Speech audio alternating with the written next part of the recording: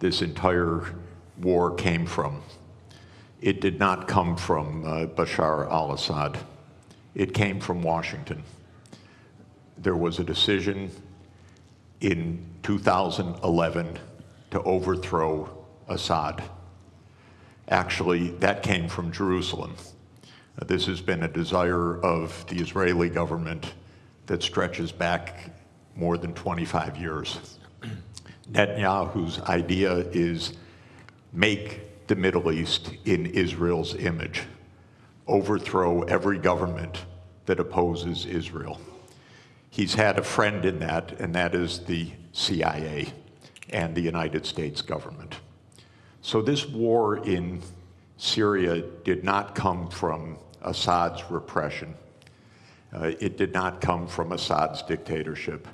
This war came from a presidential order by Obama to overthrow Assad, starting in the spring of 2011.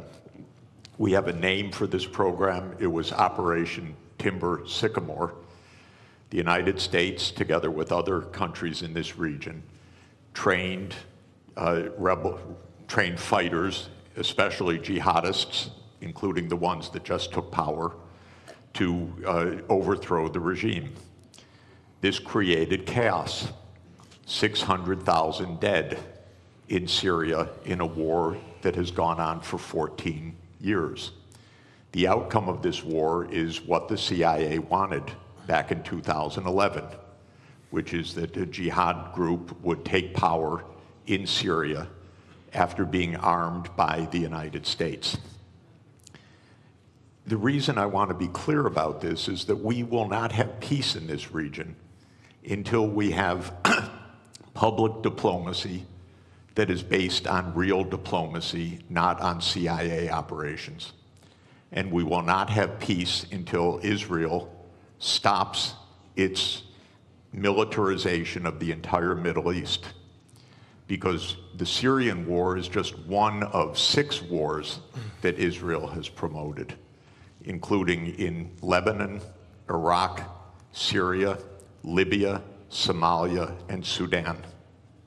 We had the list, actually, from Wesley Clark back in 2001, when he was handed a paper in the Pentagon that the goal was 7 wars in 5 years.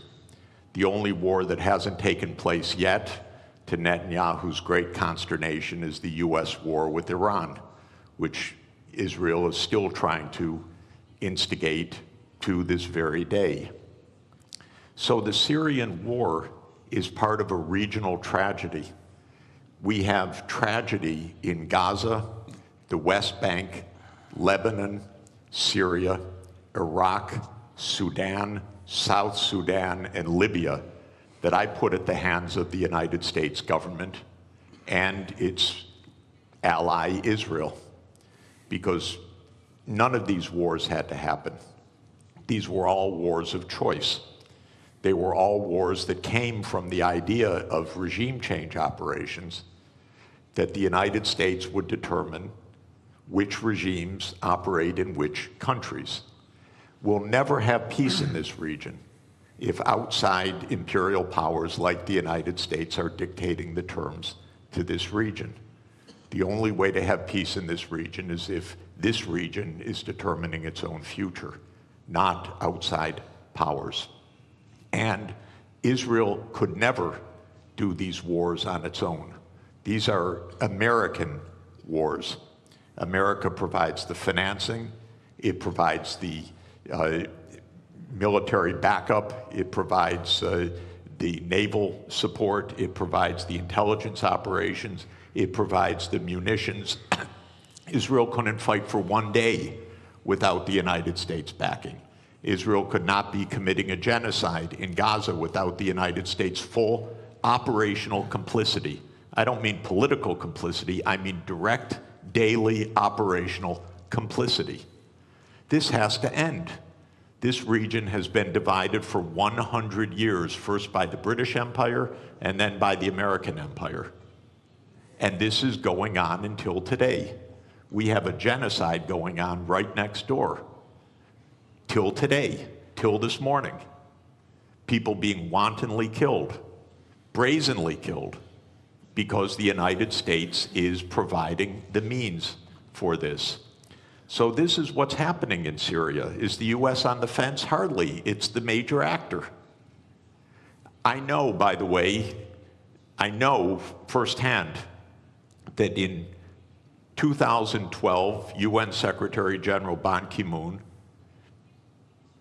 appointed former Secretary General Kofi Annan as a special envoy to reach a peace in Syria. I loved Kofi Annan. I love Ban Ki-moon. I worked for both of them. Kofi Annan arranged a peace in 2012. He arranged a peace in Syria. You know why it didn't happen? Because all the parties agreed to peace except one. Literally one. That was the United States of America.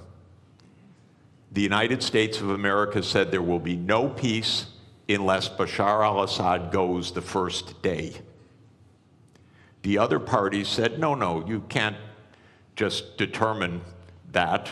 Maybe there'll be a process. Maybe there'll be elections agreed. Maybe there'll be a 2-year process, a 3-year process. The United States said, no, Assad must go the first day of any agreement or we block it. And so Kofi Annan stepped down from his position after having negotiated a peace arrangement, and we have had 500,000 people dead since then. We should not allow this kind of criminality to be normal.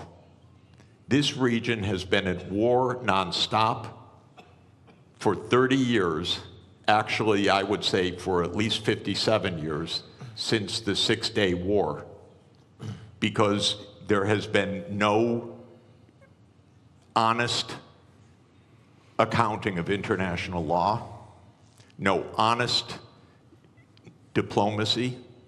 It's been militarization all the way through. And we could have peace immediately in this region. All that is required, in my view, is the United States change its veto of Palestine as the 194th UN member state, because on that basis, all the region would normalize relations and the wars all across this region would stop.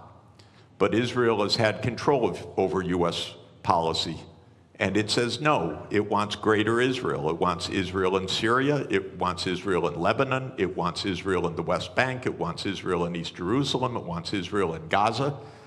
And until that stops, we're not going to have peace. So is the US on the fence? Of course not. It's the major protagonist of this whole war and has been for the last 14 years.